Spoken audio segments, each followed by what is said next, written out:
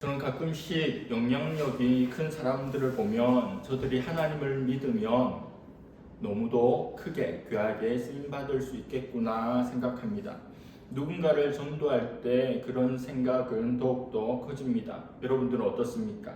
그런데 이런 생각에는 하나님이 이런 사람들을 더 좋아하시거나 혹은 이들을 더 귀하게 사용하실 거라는 편견이 숨어 있는 것 같습니다.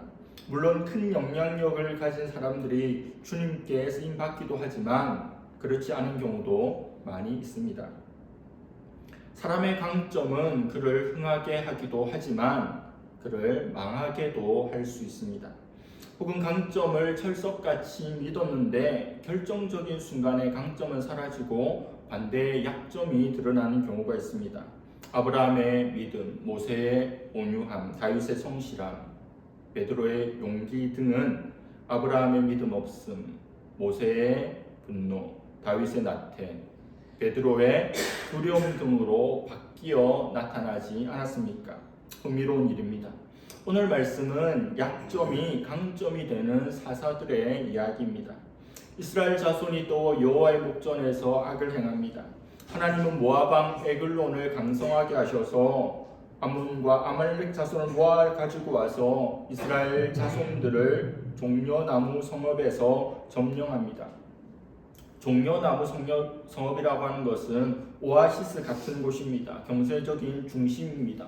그들의 중심지를 다 빼앗기고 18년 동안이나 모압을 섬기게 되었습니다. 이스라엘은 그렇게 혼나고도 아직 정신을 차리지 못한 것 같습니다. 같은 죄를 반복해서 짓고 또 심판을 받고 있습니다. 언제나 그렇듯이 고통 가운데 있는 그들이 하나님께 부르짖어 구원을 요청하자 하나님께서 한 구원자를 보내주시는데 바로 베냐민 사람 왼손잡이 에웃이라는 사람입니다.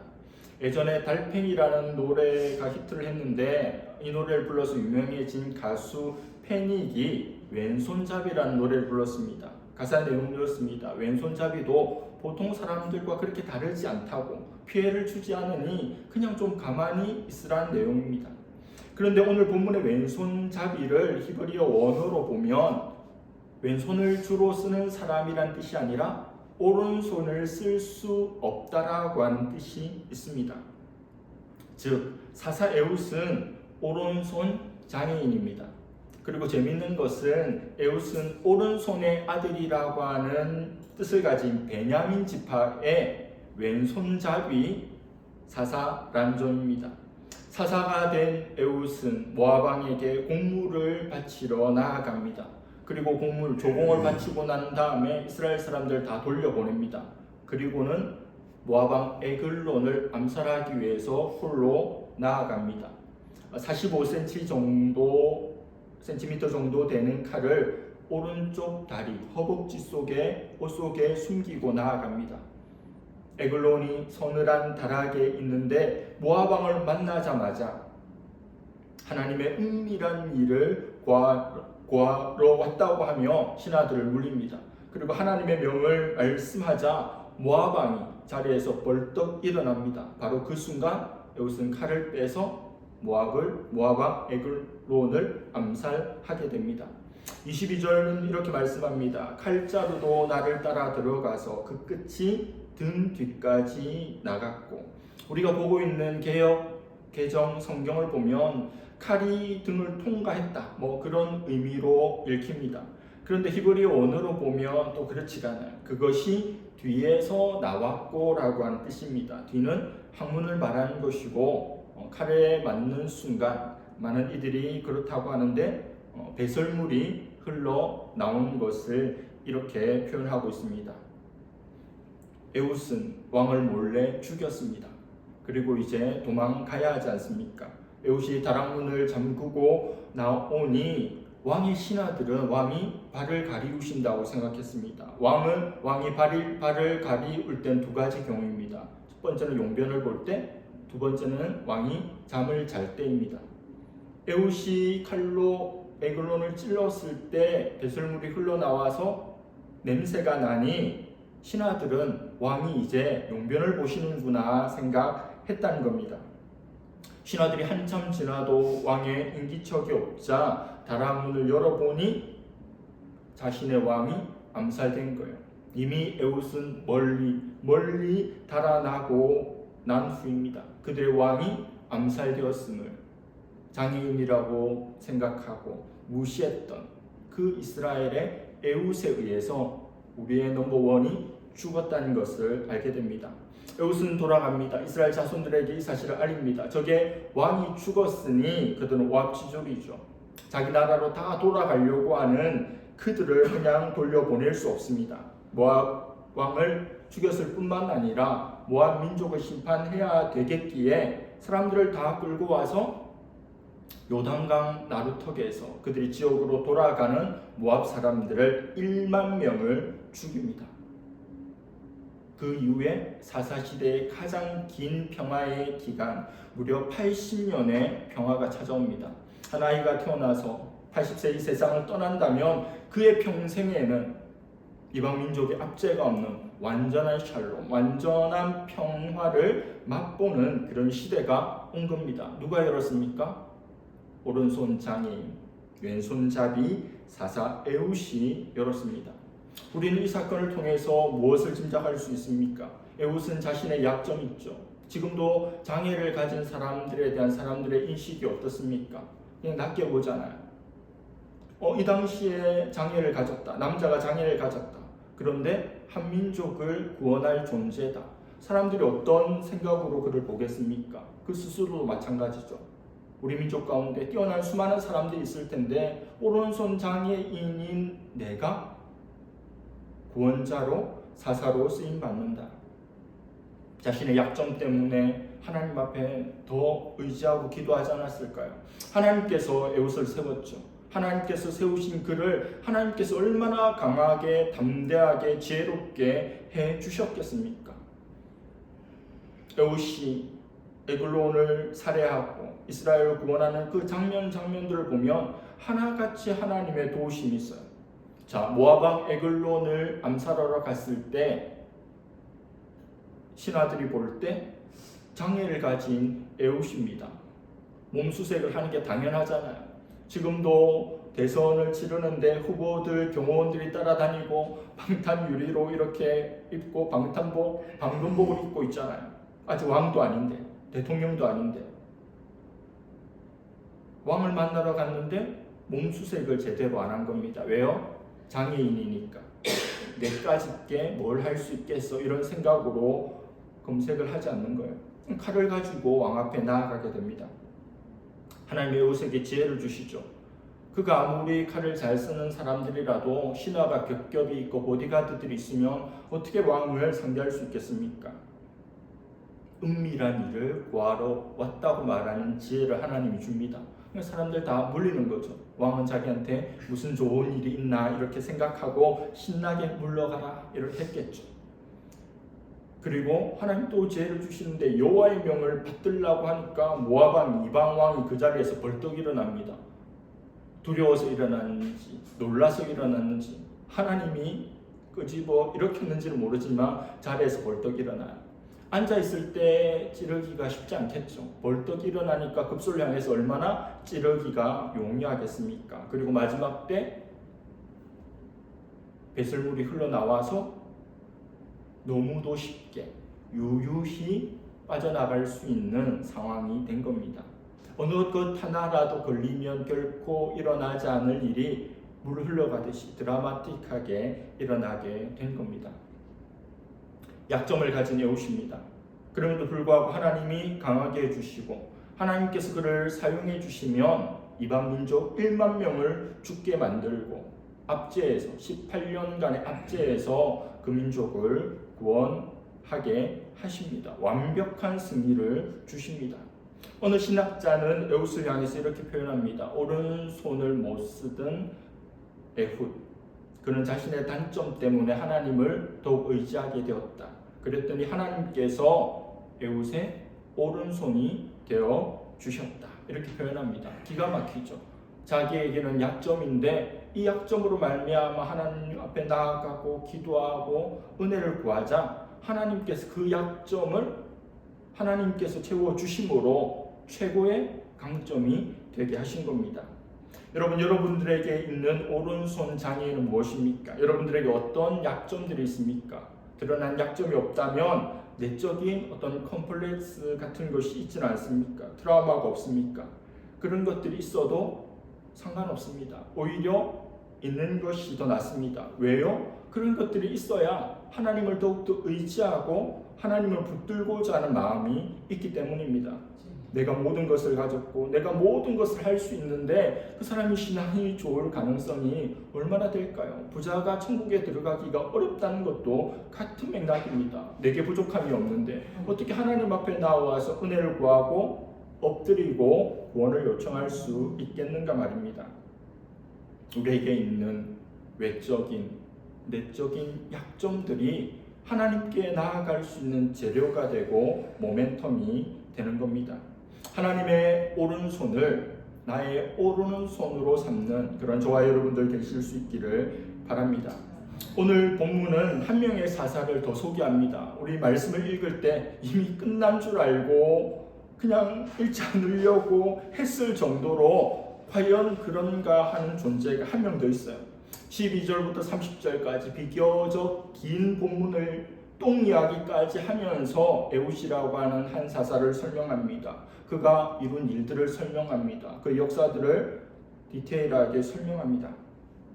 반면에 삼갈이라고 하는 이름을 가진 사사의 설명은 단 한 줄입니다. 한 문장입니다. 31절에 에웃 후에는 아네스 아들 삼갈이 있어 소모는 막대기로 블레셋 사람 600명을 죽였고 그도 이스라엘을 구원하였더라. 우리 선지서를 나누는데 대선지서가 있고 소선지서가 있잖아요.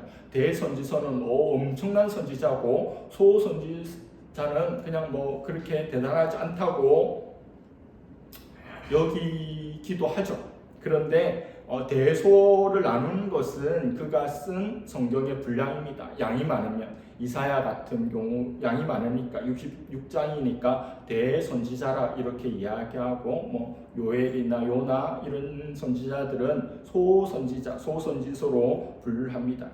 에웃이 1만 명을 죽였잖아요. 그런데 삼갈은 600명을 죽였대요. 한 역할, 그가 죽인 사람 수, 그가 행했던 일들, 그리고 완전히 그 민족을 구원하는 것과 어떤 역할을 한 차이는 있습니다.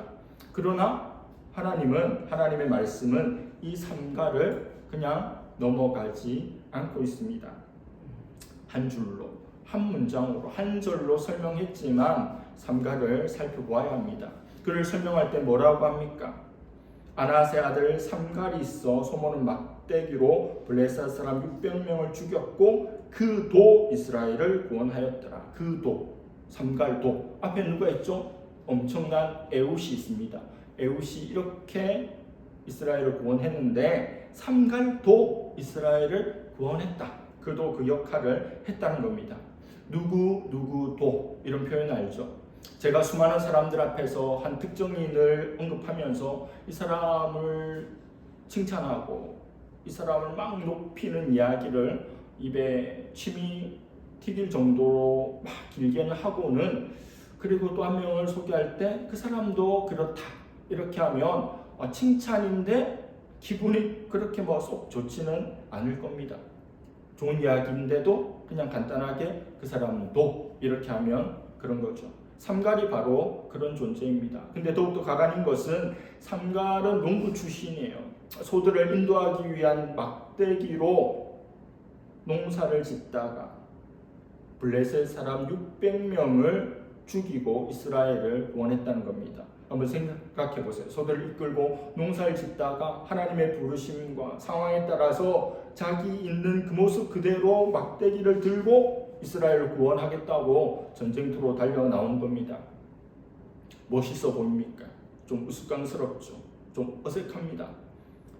이스라엘의 사사는 원텀 리더십인데 사사라고 하기에는 뭔가 볼품이 없고 초라해 보이고 그냥 덮어놓고 싶은, 그냥 넘어가고 싶은 그런 몰골이에요. 그리고 반대로 소모는 막대기로 블레셋 사람들이 죽었잖아요. 같이 죽더라도 어떻게 죽느냐도 중요하죠. 미국 전쟁 영화 같은 거 보면 군인들이 전쟁터에 나가서 이렇게 싸웁니다. 근데 한참 지나고 장면이 바뀌는데 군인이 어떤 가정에 와서 소식을 전하죠. 어떤 소식입니까? 전사했다는 소식을 전합니다. 그럼 화면이 펼쳐지죠. 관이 있고 성조기가 있고 군인들이 도열을 쫙 해가지고 음악도 이렇게 연주하고 높은 분들도 같이 경의를 표하고 국가를 위해서 충성하다가 순교하고 목숨을 잃는 이들에 대한 존경이 오늘날의 미국을 만들지 않았습니까? 우리도 마찬가지죠. 최근에도 군에서 죽는 이들이 있는데 너무 안타깝고 허망한 죽음입니다. 그럼에도 불구하고 국가를 위해서 일하지 않았습니까?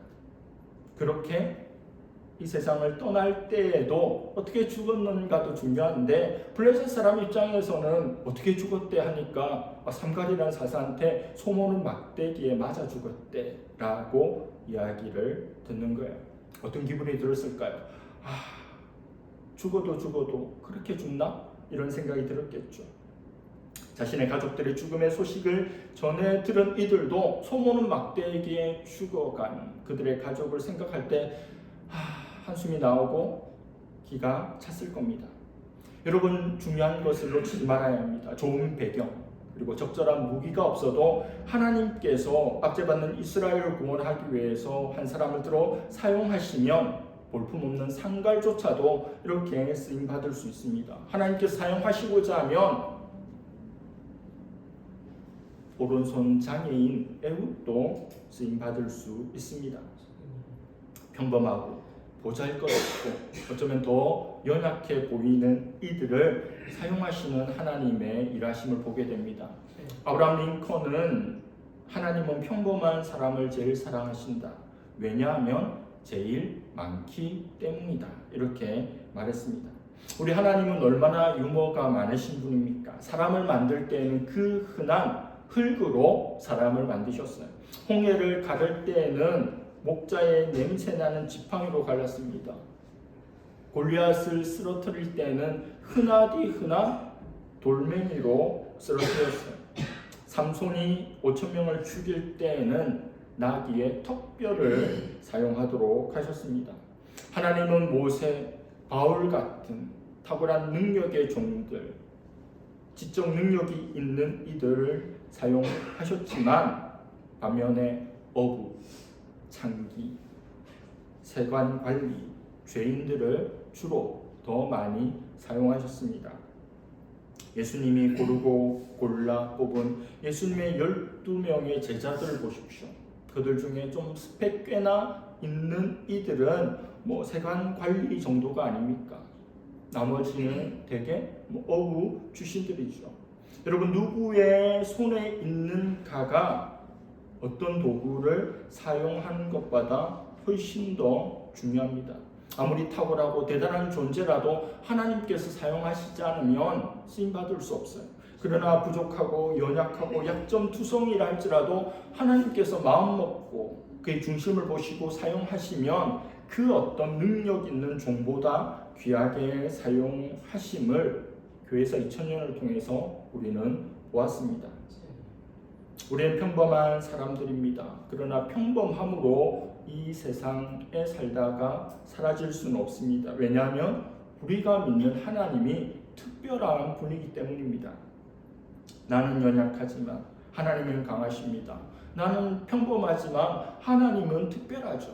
그 하나님의 손에 붙잡힌 바 되면 우리의 평범함은 놀라운 하나님의 특별함으로 덧입을 수 있습니다. 우리가 어떤 도구를 가지는가, 그것보다 훨씬 더 중요한 것은 하나님의 손에 붙잡힌 바 되는 겁니다. 저는 개인적으로 탁구를 좋아합니다. 지금까지 살아오면서 얼마나 많은 사람들하고 다양하게 탁구를 쳐봤겠습니까? 탁구를 치다 보면 그 사람이 가지고 있는 장비를 이렇게 보죠. 소위 말해서 장비빨, 어떤 장비를 쓰는가 이렇게 봅니다. 저희 아파트에 탁구 동호회가 있는데 홈쇼핑에 이게 머리 없으신 분 장인 어른이 저희 탁구 클럽에 오세요. 그분하고 탁구를 치는데 사위가 용돈을 많이 주니까 라켓이 어마어마하게 비싼 겁니다.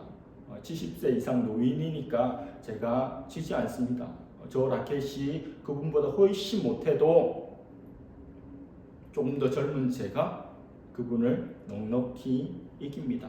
좋은 라켓을 가졌으나 연세가 됐건 실력이 됐건 못한 이들도 보고, 반대로 탁구 라켓은 뭐 아무것도 아닌 것 같은데 엄청 실력자들도 보게 돼요. 저 신대원 다닐 때 축구할 때 다 축구화 신고 오는데 동기 전도사님 중에 그냥 뭐 운동화 신고 오는데 날아다녀요.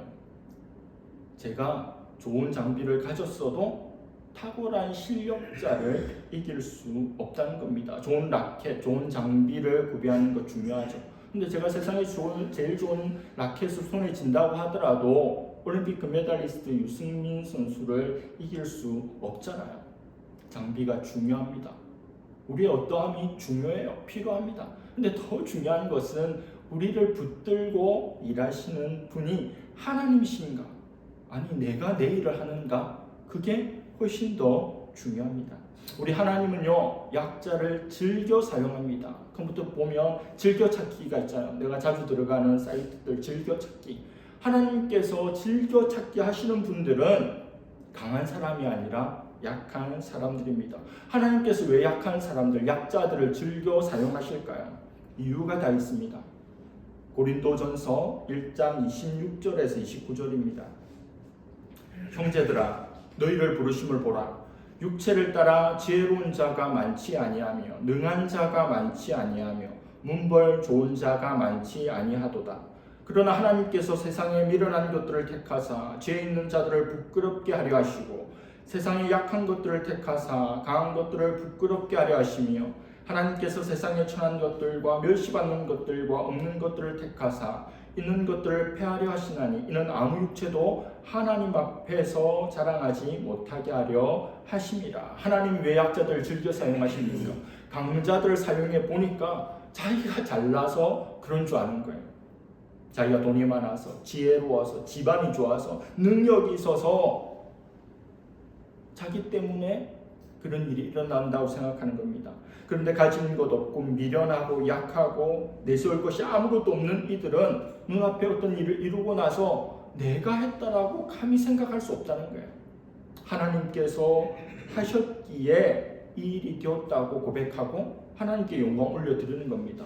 하나님께서 그를 사용하셨는데 약자들을 사용하면 다 영광이 하나님께로 오는데 강자들을 사용하면 자기가 꿀꺽 삼킨다는 거예요. 인마이 포켓 한다는 겁니다.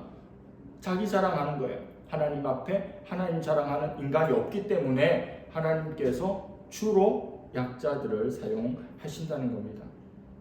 이 말씀을 있는 그대로 믿으십니까? 그대로 받아들입니까? 아무 의심 없이 아멘 하십니까? 그래도 세상적인 강점이 필요하지. 그래도 영향력이 있어야지. 그래도 고지를 점령해야지. 그래도 사원보다는 사장이 되어야지. 그렇게 생각합니까? 약자들 격려하고 위로하기 위한 말씀이라고 이 말씀을 낮게 깎아서 보지는 않습니까?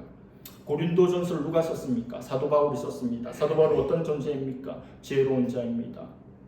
학식이 충만한 자입니다. 능한 자이고 집안도 좋고 날 때부터 로마 시민입니다. 하나님께서 사도 바울을 귀하게 사용하셨죠.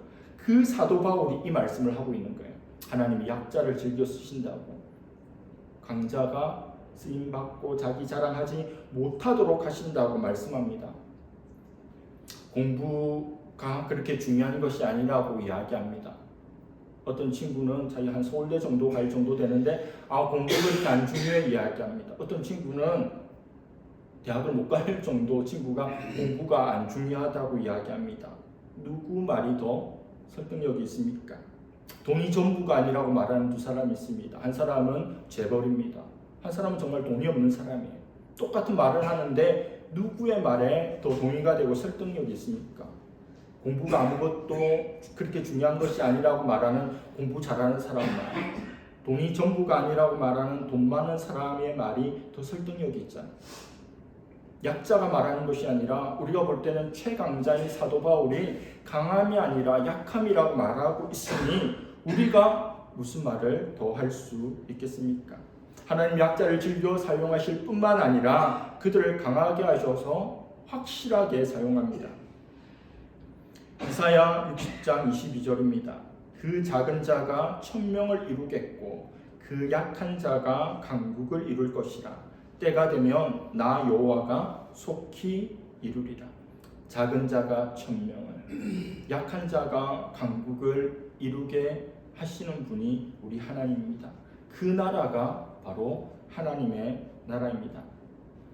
말씀을 마무리하면서 한 가지만 살펴보겠습니다. 요즘 남녀노소를 불문하고 사람들이 제일 관심 있는 게 무엇입니까? 바로 외모입니다. 더 멋있게 보이고 싶고, 더 예쁘게 보이고 싶고, 한 살이라도 더 어려 보이고 싶어합니다. 소위 말해서 루키즘, 외모 지상주의가 대세입니다. 아름다워질 수 있다면, 멋있어질 수 있다면 수많은 노력과 수많은 돈을 쓰는 것을 마다하지 않습니다. 강도로 지명수배를 받은 여인이 있는데 너무 예쁘게 생긴 거예요.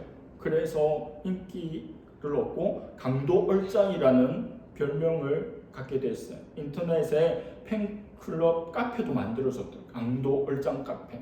지명수배자 보면, 못된 일을 하는 사람 보면 못되게 생겼어요. 근데 이 아가씨는 너무 예뻐. 강도인데 그런 흉악한 일을 했는데도 예쁘니까 팬덤이 생기는 세상입니다.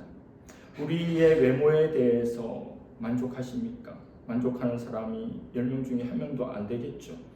외모에 대한 열등감이 있는 분들은 많이 있을 겁니다. 외국 사람들이 우리나라 여인들을 보면 다 말랐는데 스스로는 다 뚱뚱하다고 생각해요. 그게 우리 스스로를 바라보는 관점입니다. 외모가 보이는 모습이 과연 그렇게 중요한가? 한번 살펴보겠습니다. 야곱에게는 2명의 부인이 있었죠. 라헬과 레아입니다. 야곱은 라헬을 너무너무 사랑해서 7년을 수일처럼 여기며 7년 계속해서 삼촌 집에서 일했습니다. 한눈에 반했어요. 그런데 라헬의 외모를 설명할 때 아름다웠다고 설명합니다. 그의 언니 레아를 설명할 때는 시력이 나쁘다고 설명합니다. 이 설명이 좀 말이 안 되죠. 한 명이 아름답다고 하면 한 명이 안 아름답다고 하고, 한 명이 시력이 좋다고 하면 시력이 나쁘다 이렇게 해야 말이 맞는데, 한 사람은 예쁜데 한 사람은 시력이 나쁘다 이렇게 표현한다는 거는 좀 맞지 않죠. 학자들은 시력이 나쁘다고 표현되어 있지만 사실은 외모를 언급하는 거니까 사파리라고 이렇게 보는 거예요. 눈이 모여있는 사팔뜨기를 시력이 나쁘다. 예전 성경은 알력이 약하다 이렇게 표현합니다. 라헬은 예쁜 여자예요. 레아는 외모가 볼품없는 사파리입니다. 아버지가 야곱을 속여서 덤으로 시집가게 된 비련의 여인이 레아입니다. 야곱의 사랑을 받은 라헬은 남부러울 것이, 아쉬울 것이 하나도 없죠. 그러나 레아는 하루하루 하나님의 은혜만을 바라며 살아갑니다. 레아는 라헬보다 야곱과 잠자리를 가질 기회가 훨씬 더 적습니다. 그런데 야곱의 12아들 중 6명을 낳는 은혜를 입습니다. 기회가 적어도 하나님께서 열매를 주시며 결국 이기게 됩니다.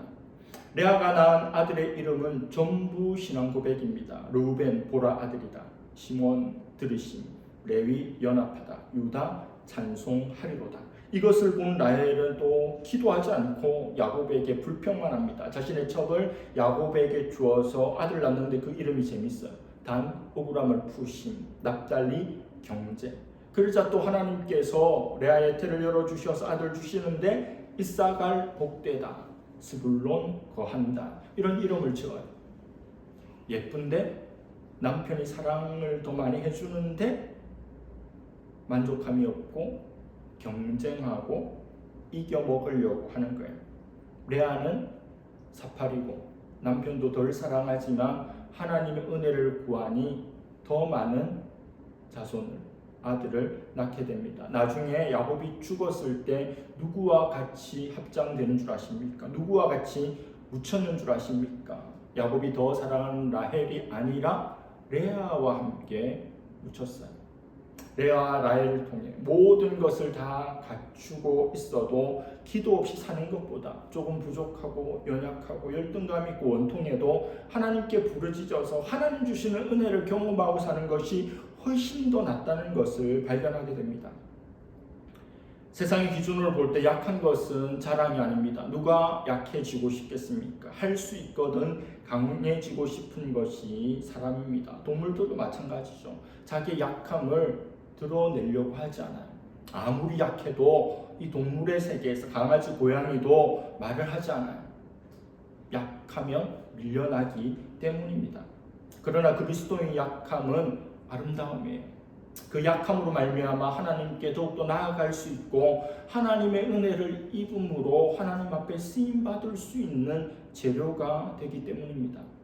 우리가 할 수 있는 일이 이 세상 살아가면서 얼마나 큰 일들이겠습니까? 작은 일이고 남들이 알아주지 않는 일이라도 낙심하거나 중단하지 않기를 바랍니다. 하나님 우리 마음의 중심을 보십니다.